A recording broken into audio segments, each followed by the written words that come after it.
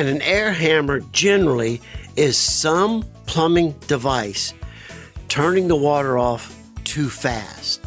And then all the water coming down the line is hitting the shut valve with more pressure.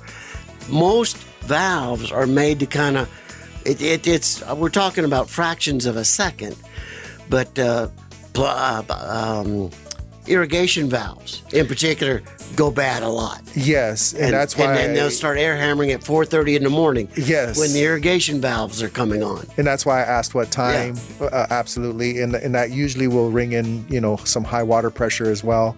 But when those irrigation valves, especially on the drip system, start to go bad, you'll start to hear it. Like, why at 2 in the morning am I hearing this noise in my house? And that's usually when the sprinklers are going on. So yeah, a bunch of contributing factors, but definitely something that can be chased down.